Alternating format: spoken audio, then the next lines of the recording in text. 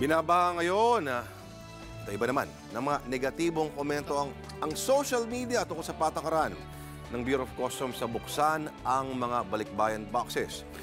Ang ilang grupo ng mga OFW na pagkatuwaan pang mag-post ng mga video para asarin ang mga taga Bureau of Customs. Maaksyon si JV Arcena.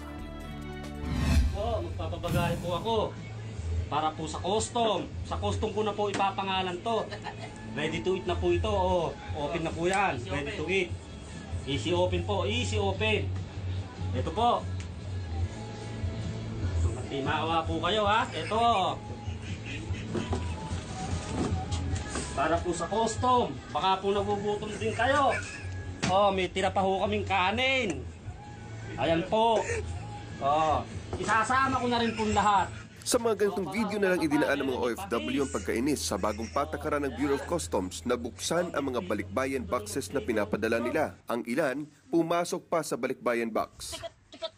Teka, bakit mo ba ako binubuksan? Sino ka? Bakit? Para ba ako sa inyo? Walang iya talaga kayong mga custom, no? Habang ang grupong ito ng mga OFW, halos murahin na ang customs. Mga OFW na nag-iipon ng pera para makapagpadala ng cargo dyan sa Pilipinas, tapos ninanakaw nyo lang. Tama! Ang kakapalang mga mukha nyo, mga taga-custom kayo. Naging laman din ng internet ang mga litrato ng balikbayan boxes na may patama sa customs. Pero si Customs Commissioner Alberto Lina hindi na tinag. Yung pagbubukas ng mga balikbayang boxes, talaga namang nauukol ayon sa pinag-uutos sa akin ng batas sa Bureau of Customs sapagkat yung pagpasok ng mga goods dito sa ating bansa, di ba, ay kailangan talagang inspeksyonin. Tali naman ang kamay ng Malacanang sa issue. Yung mga balikbayan box na po naman na yan ay matagal hong iniipon. Tuwing sumusweldo ho, nagtatabi ng kaunti, makabili ho ng mga kaunting ipapadala dito sa mga kamag-anak dito sa Pilipinas.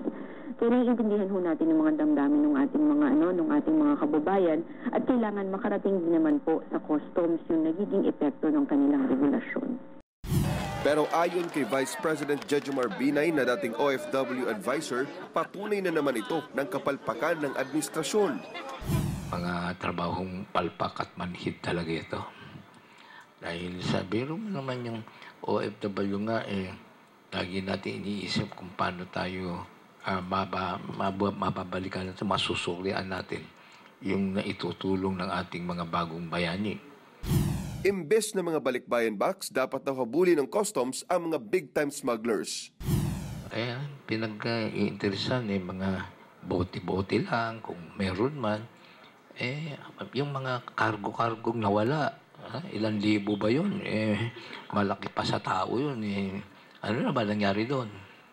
Para naman kay Senador Bongbong Marcos, hindi raw naiintindihan ng customs ang pagod at hirap ng mga OFW para lang makapagpadala sa kanilang mga kaanak.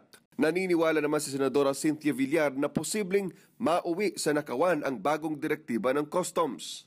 Plano ngayon ni Senadora Grace Poe na paimbestigahan ang customs. Tila pag-amin daw kasi ito na hindi nito kayang labanan ang smuggling. Umaaksyon, JV Arcena, News 5. Be sure to come back. News 5 everywhere. Copyright 2015.